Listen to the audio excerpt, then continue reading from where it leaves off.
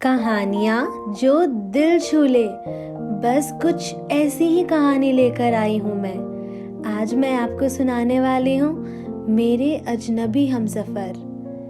वो ट्रेन के रिजर्वेशन के डब्बे में बाथरूम के तरफ वाली सीट पर बैठी थी।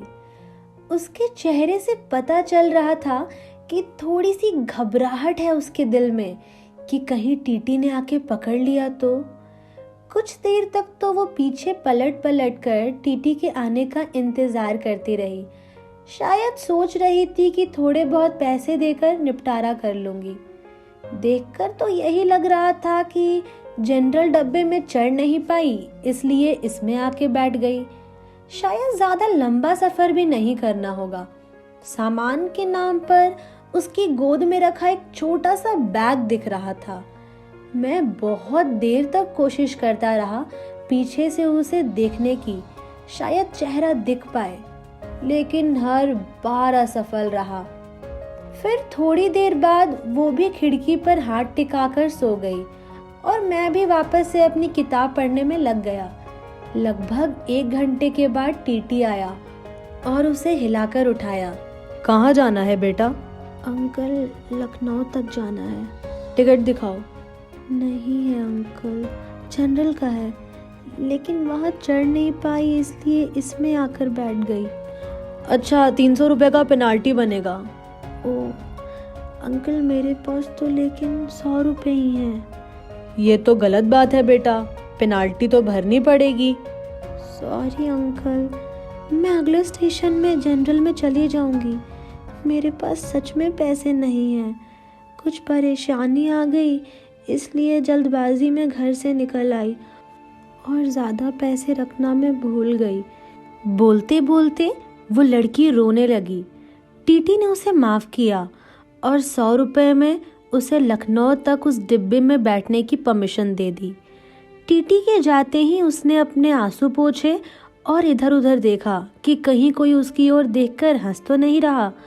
थोड़ी देर बाद उसने किसी को फ़ोन लगाया और कहा कि उसके पास बिल्कुल भी पैसे नहीं बचे हैं।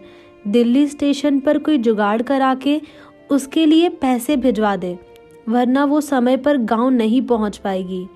मेरे मन में तो उथल पुथल हो रही थी।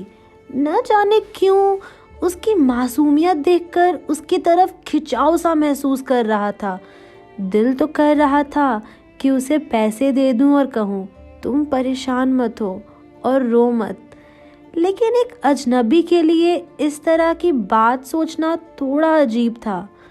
उसकी शक्ल से लग रहा था कि उसने कुछ खाया पिया भी नहीं है शायद सुबह से, और अब तो उसके पास पैसे भी नहीं थे। बहुत देर तक उसे इस परेशानी में देखने के बाद मैं कुछ उपाय निकालने लगा जिससे मैं उसकी मदद कर सकूं और फ्लर्ट भी ना लगे। फिर मैंने एक पेपर पर नोट लिखा, बहुत देर से तुम्हें परेशान होता हुआ देख रहा हूँ।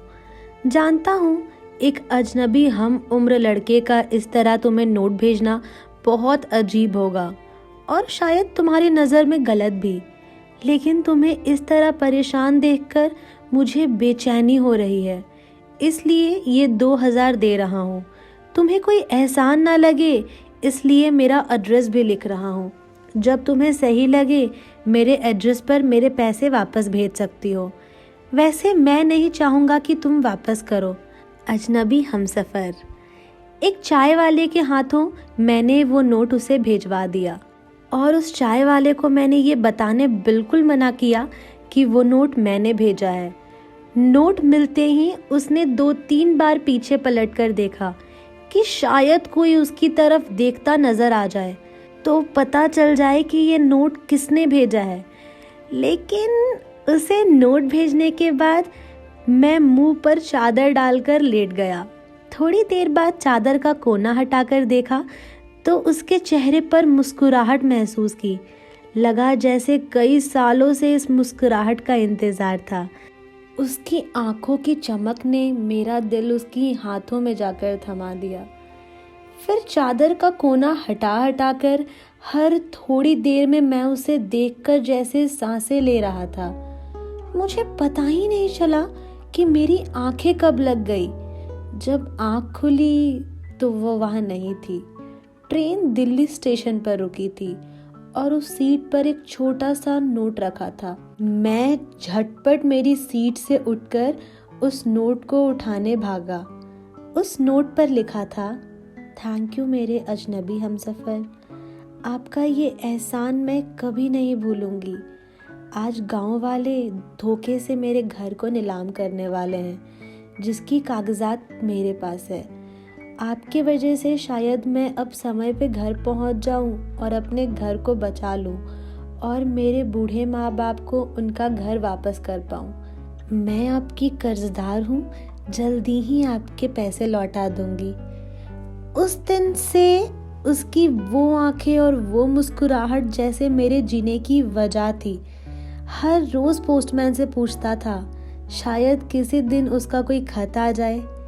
आज 1 साल बाद एक खत मिला, आपका कर्ज अदा करना चाहती हूँ, लेकिन खत के जरिए नहीं, आपसे मिलकर।